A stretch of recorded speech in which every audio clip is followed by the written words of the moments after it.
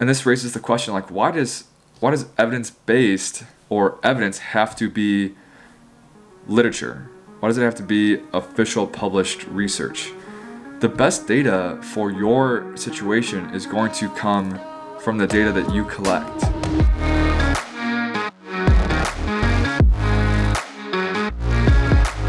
Welcome to the Talking Shop podcast, where I'm here to share stories, lessons, and experiences in sports performance and professional development. Here on the 74th edition, I'm going to take you through a new evidence-based and how you can provide value to other professionals, practitioners, coaches, just people in the field, and possibly other fields. So let's get into it. First slide I have here is a quote from Harrington Emerson that is, "As to methods, there may be a million and then some, but principles are few. The man who grasps principles can successfully select their own methods. The man who tries methods ignoring principles is sure to have some trouble." So the basis of this quote is, if you have the principles, the framework, the logic, kind of the not the theoretical, but just the plan, then what you actually do will almost sort itself out, or that becomes easier instead of working backwards into, I want to do X, Y, Z, but you don't have this kind of theoretical pre-framework done, or the principles behind what you're doing. And this is going to be the basis of this podcast, is that there are principles that apply, and then how you actually go and do it, it's not that it doesn't matter, but the principles, if you have all the principles in place, the rest will kind of take care of itself, and it'll make a lot more sense.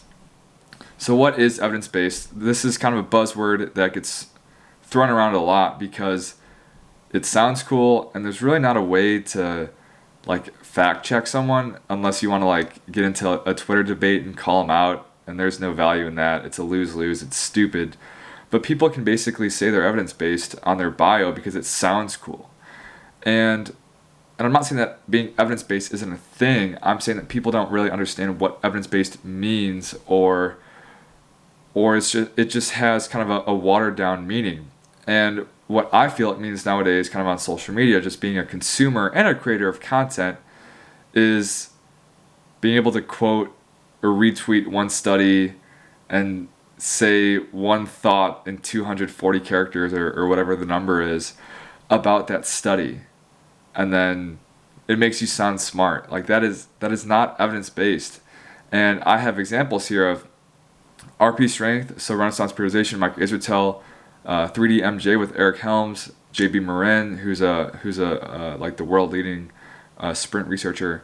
Hearing those people talk about research and being evidence-based and the amount of literature that they go through, but not only that, but how they explain things, how everything there's caveats, and there's a lot of it depends, but they're not just saying it just to say it to cover themselves.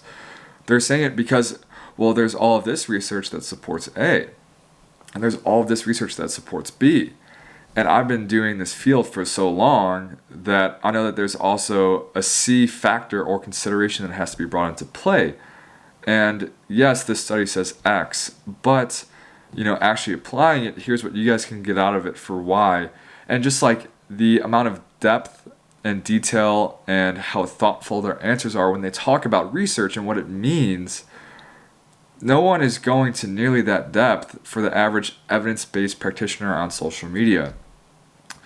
And if you haven't consumed any of those guys' content, the first two are a little bit more bodybuilding, nutrition-y. Jeff Nippard would be another one.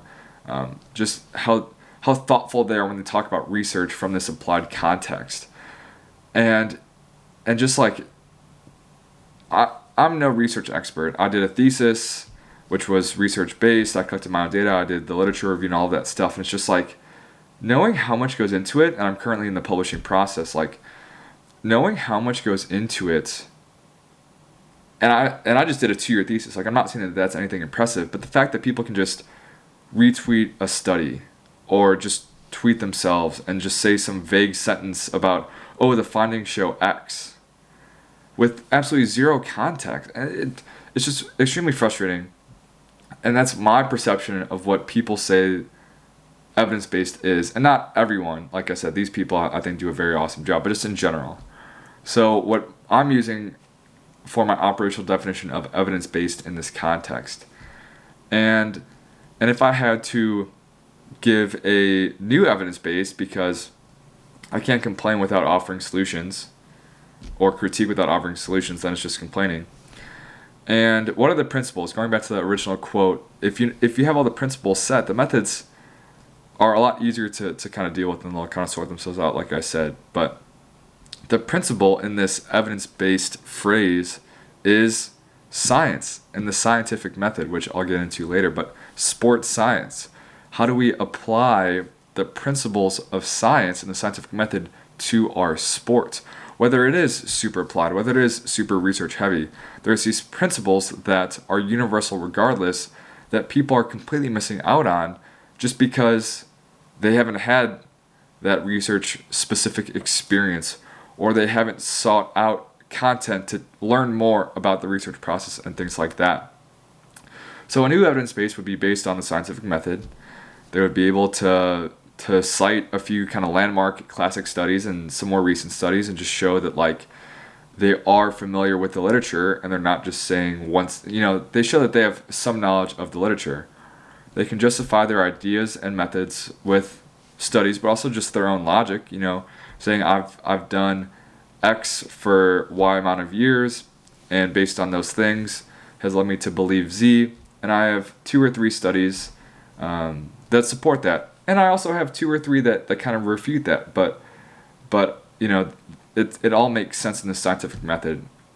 And then they can report their data and findings in an organized way based on the scientific method, which I'll get into a little bit later as I explain the scientific method.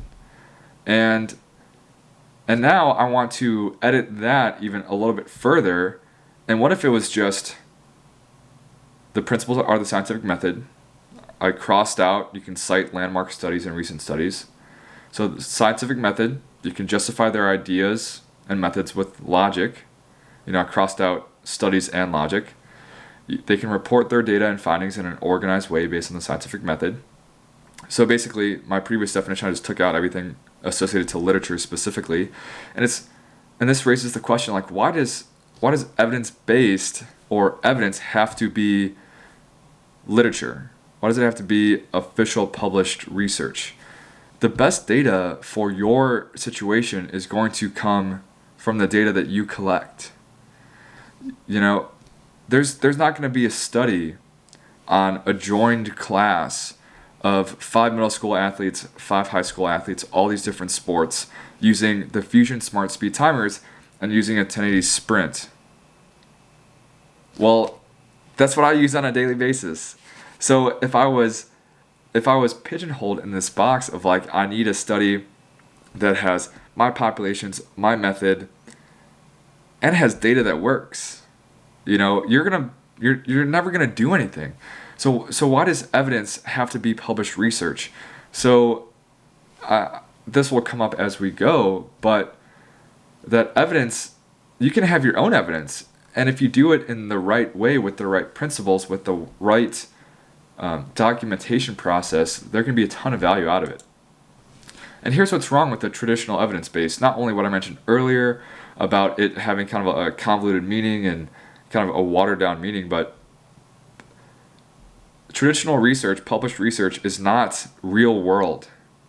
And I like to call this like the perfect data versus the real world data. When I was doing my thesis, I had my kinesiology professors, because I was in the kinesiology department, advising me and giving me these suggestions about X, Y, Z, and all of these things.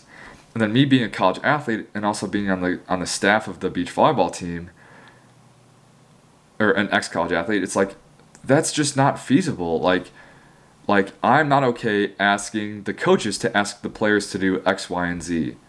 I know what's realistic to ask of them. I know the minimum I can do to get consistent data. And it's just like, where do you balance this real world versus perfect? And the amount of hoops you have to jump through just to like even get something reviewed is just insane. So that's the first issue, is that there's all of these things that happen in the real world that would disqualify a lot of things from being officially published. And there's faults in the, leading into the next thing, there's faults in the publishing process itself, where they only publish things that have findings of stuff working. They don't post null results, or they don't post studies that didn't find anything. And there's just as much value in posting what doesn't work as there is to posting what does work. Because by being able to evaluate and critically think about what doesn't work, then you can tweak and improve from there instead of only finding things that do work. And because being able to collect and being able to send your data off to a publisher is super accessible nowadays with the internet, they put on their website, we're only selecting the top 10% of submissions that we think can have an impact in the field. So that's only posting the good stuff. It's super time intensive. Like this, just go through it yourself and you'll understand. It's very expensive with wanting to publish open access. And of course, everything is a business and everyone has to make money. But traditionally, you have to have a subscription to that journal to have access to that article. Or if the author wants to pay a ton of money, aka for the Journal of Strength and Conditioning Research, which is the one I'm trying to get published in, if I wanted it to be open to anyone regardless of a subscription, I'd have to pay like $3,500. So this is being published for the greater good of all of, like for example, my thesis was on college beach volleyball. Well, those are often very small programs and often don't have budgets, and like, can they put a subscription to the Journal of Strength and Conditioning Research in their budget, let alone just for one article? Maybe, maybe not. And if I'm doing this to impact a lot of people, then I would want to publish open access, but that's definitely a barrier. And the best people who are getting awesome results, applied practitioners, don't share because it is such a time-consuming process. There's a lot of hoops to jump through. Everything has to be perfect down to a T.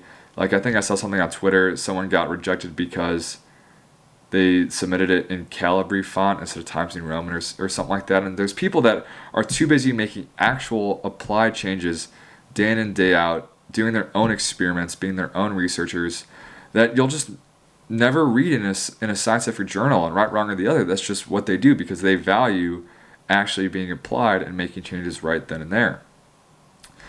And there's things that you just can't quantify or get published. And this really goes into the art of coaching and all of these caveats and these really smart practitioners that I believe are evidence-based. When they say, oh, well, if your goal is A, do this, and if your goal is B, do that. But, based on this one research study that just came out, this is how those two paths will be modified. And there's things, especially being applied practitioners, when you're working with people on a daily basis, there's things you just can't plan for. There's never going to be a study about how to coach a group of 10 athletes and then one's just a little banged up that day, or one's knee is kind of just bothering them for whatever sport practice reason, anything. And there's things that make good practitioners that won't come out in literature and what we consider to be evidence. But, so I guess I'll move on to, I'll come back to that. So I have a slide of the scientific method, and as you can see, I drew in my own arrow, but I'll explain. So the scientific method starts with an observation, and then you have a hypothesis. So a hypothesis or a question is basically like what you think will happen based on your observation, logic, other data. So I want to know, if we run 10 sprints, which sprint-ish will be their PR or the best one for that day. Because I've had workouts where athletes have run 8, 9, 10 sprints, and their best ones usually don't come until the back half. So who's to say that we should just do 2 to establish our best time for that day? So there's my hypothesis, that it's probably going to happen in the back half, somewhere near that 6 to 10 range. And then you have your athletes, you collect a ton of data, and then you analyze it. And then it has if the evidence supports your hypothesis, and then you communicate it. And then it has if the evidence refutes your hypothesis, then you go back and revise the hypothesis. But the arrow I drew in goes from evidence refutes to still communicating that. And especially with social media nowadays, and I guess I'm going to say this before I forget, if I forget to bring it up at the end, if you have a good documentation process and everything makes sense along the scientific method, and you say, yeah, I didn't find anything, I'm opening it up to the Twitterverse. I'm opening it up to whoever to offer their 2 cents about how I can improve this to find results for next time. But equally, just as much as there is value in finding out what doesn't work, you have to try. You throw a lot of stuff at the wall, and whatever sticks, and discard what doesn't. But you have to throw it at the wall to figure out if it sticks or if it doesn't. And it's this observation, hypothesis, experiment, data, collect, analyze. It's that circle. And if we kind of move the data that refutes or the experiments that didn't work just away, then we're missing out on, let's just say, half of the knowledge that we could have if, it didn't work, whatever. Well, there's still a lot of value in that. So what if, so this slide is semantics based, and it's a personal pet peeve when there's posts on social media that are semantics based, where I think someone posted it was an article about like data driven versus data informed, and the difference is in the title, but basically just in the actual application part. And this is what I'm getting at is it's not the matter of saying you're evidence-based or not. It's what do we consider evidence, and what do we consider, and like how do we share that with the rest of the world? Someone could call themselves data-driven, but they have these data-informed methods that the person proposed, And in this case, everyone's calling it evidence-based, but they're doing two completely different things. So what if we were evidence method-based or scientific method-based? So what if you were that, and then what if you had a good question, rationale, and a hypothesis? What if you collected good data on your population using your facility, your technology, etc., etc.? What if you analyzed that data with the appropriate statistics? What if you thought about the results, you had discussions, you made conclusions, and you documented it and you shared it with everyone else? I think that would be sweet. I mean, maybe that's just me because I'm a nerd, and I found a lot of value in just having a systematic way of thinking and having this like data, very applied though, this like data driven kind of way of thinking. But I like bringing things back to action. What can we actually do in an applied context? And that's the point of this is, how do we as applied practitioners have better principles to then have better methods, to then have a better documentation process, then to have a better sharing process, so then we can all get better. So what if, so this is basically just another way to say the last slide, but if practitioners knew what it took to get publishable quality data, then there's truths behind everything. And what I learned from going through the publishing and the research process of my thesis, I understand what it means, and as much as 2 years in research can do, to have very, very not bulletproof, but all of the little considerations of confounding variables and how to plan your methods and just different things like that. And you have to think about kind of what tests you want to run before you collect all your data, because your statistical tests will kind of influence how you collect your data and how you organize it. And then contrarily, the data that you can collect can somewhat inform the statistical tests you run. Or if your question, you don't have the statistical tests or knowledge to really answer that question, then you might have to rethink your question.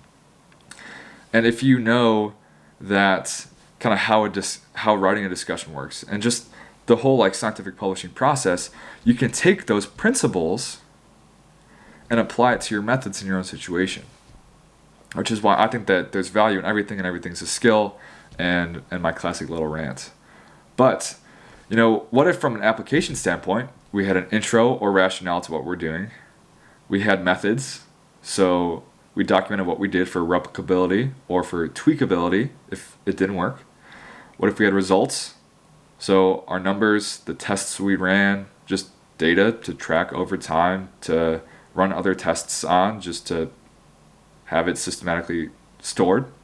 And what if we had a discussion / practical applications of what this means and how we can act on it? And what does that sound like? That sounds kind of like a research study. So let's see what slide we're on. So the new evidence-based. So I know I already said the new evidence-based earlier, but this is getting near the end of the PowerPoint / podcast. So the new evidence-based is based on the scientific method, so the principles of the scientific method to collect good data and have a good thought process and a good reporting process. And if this was based on improving your performance in your situation for your population and your equipment, I think that adds a ton of value to you as a practitioner by being able to do your job better. And then you can also share in a systematic fashion to help improve others. And this is a bullet point that's not in here. But if you have this system based on the principles of the scientific method, principles of science, if you have the principles in line, then your methods will be pretty good unless it's the other way around. You are quantifying your value as a practitioner. So when it comes time for quarterly, semi-annual, annual evaluations, when it comes time to apply to new jobs, you can say, this is what I've done, this is why it has or hasn't worked, and this is how it's informed my consequent decisions. And because of my little experiments that I did, this is what I would do if I had XYZ at this new job. And that's where a lot of value in this is like, how do you show your value in a job that you've never done before?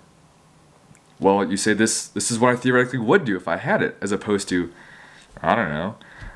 But if you have this systematic way of not only challenging yourself to make sure that you're doing stuff not necessarily right or the most correct, but if you're doing stuff in a logical, systematic way based on the principles of science, based on your situation, you're going to improve yourself as a practitioner, you're going to improve those around you because you can share that with your colleagues.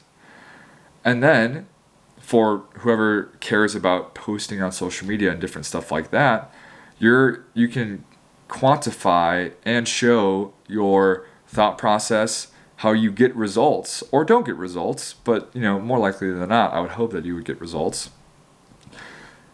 And then you can just help everyone else get better. So that's my new evidence-based. And just a disclaimer, so there's this slide and two more, that there's still value in research. And I'm not here saying that you should completely discredit research and literature, and there's no point in it, and as long as you have a good applied methods, then that's all that matters. I'm not saying that. Literature is legit and credible for a reason, and there's a reason why it has become the foundation for this traditional, or what we think is traditional evidence-based practice, because it is legit and credible. And if you show that you're not intelligent, but if you have the skills of reading and analyzing research studies, like that looks cool because research is hard. It's hard to read. But it just doesn't always align with applied practitioners, and that's what we all are, unless I have a listener that is just a researcher. But there's things that, as I referenced earlier, will never be quantified or publishable quality data, getting some of those caveats, some of those art of coaching kind of things. But I think that you can still use research to get ideas and inspiration and learn from the scientific method. And like I said, just knowing what goes into a research study, going through the publishing process myself, that has improved my process as an applied practitioner, just because those principles of getting good data, good methods, good results, good reporting, so now even as casual as I'm doing it on my daily basis, it's become that much better. And like I said, with my first, how I explained a new evidence base before I kind of cross stuff out, I think that there's 100% credibility in being able to reference, yes, I understand that these are the landmark studies, in the 90s or the early 2000s. I understand how that research has progressed, and I understand where it is now. And I understand that there's studies supporting what I believe and my hypothesis, and I understand that there's studies that refute. And because of all of those things, I understand the foundation, I understand the progression, and I understand the present. That has led me to believe X. And I think that that would 100% show your credibility, your thoughtfulness, and you can't really refute that. I feel like that's a pretty good logical way of thinking. And reading research, so for those who want to get into, last thought on this, is that, like I said, there's not always going to be a study or just the quantity of studies that there has to be to truly have a conclusion or an opinion on a certain topic with your population, your technology, your specific question, whatever it may be. So if you were holding out, like I said, for the one study that combines these 2-3 pieces of technology that I have at my disposal on a daily basis with my population, I'm never going to be doing anything. But, even if it's a different set of timers or it's whatever it may be, there's still these principles of timing, speed, certain part of a sprint, answering questions. I can get ideas and inspirations. And if someone says quote or cite a study based on your one claim. Well, there's this one. It doesn't directly apply, but it's the closest thing I've found. That still has value in it. And I have a YouTube series, I think it's 5 videos, on how to read research studies. Just going through the intro, the abstract, the methods, the results, discussion, conclusion, etc., which the link will be in the description to that for those who want to dive more into research, because it is a skill in and of itself.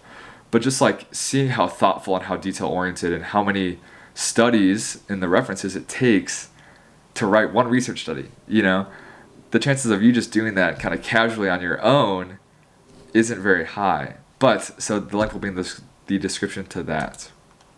So, action steps. How does this help us do our job as practitioners? Because that's what we are all here to do. So, go through the scientific method, that one slide that I mentioned earlier, or just look up scientific method, YouTube, on Google, other people explaining it. Just read a few research studies, whatever it may be. So get a really good understanding of these principles that drive the scientific method. Question, hypothesis, collect the data, analyze it, report it. And then, collect, document, and share it. And I'm not saying that this has to be some super long, thought out process, but imagine if, you're trying to quantify your value as a practitioner. Can you type up 5 paragraphs without even any references? You have a paragraph explaining your intro, your rationale, why you're doing it, and your hypothesis. You have your methods, so what you actually did. You have a paragraph of the results, so just the data and whatever statistical tests you ran. You have the conclusion or the discussion of kind of what this means, and then you have a practical applications, how do those 4 paragraphs lead to the 5th one? And the 5th one is, how does this help me get better on a daily basis as a practitioner? And that's just systematically quantifying your value as a practitioner. And the beauty of social media nowadays is you can share that with infinite amount of people that you wouldn't have been able to otherwise. So like I said, when it comes time to interview, when it comes time for those quarterly, annual reviews, you have these things in your back pocket that says, this is my value, this is where I would go if I were here, or this is where I have been, and this is how I'm getting better at my job as I go. So I know this is semantics and technicalities, but if we have consistent, logical, and quality evidence, we can impact a lot more people than traditional research ever will. So this is reframing this idea of evidence from published research to a more applied, hands-on, practitioner-based, systematic, casual, relatively speaking, way of collecting, analyzing, and reporting data. So imagine if everyone who posts on social media had 5-paragraph articles about their rationale, what they did, what the numbers said, their interpretation of the numbers, and what we can learn from it. I think that is an awesome place to start. Sounds a lot like research. So I hope this makes sense. This talk was inspired by a conversation I had with someone in professional baseball and what he thought my my interpretation of evidence-based was and how we can become better at being evidence-based. So I hope that makes sense. Let me know if you have any questions. I'd love to see whatever you cook up. I think that there's a lot of value to be had here for yourself, but not only for others. So a new evidence-based, my interpretation of it, and how you can add value to yourself and also other professionals. Thank you.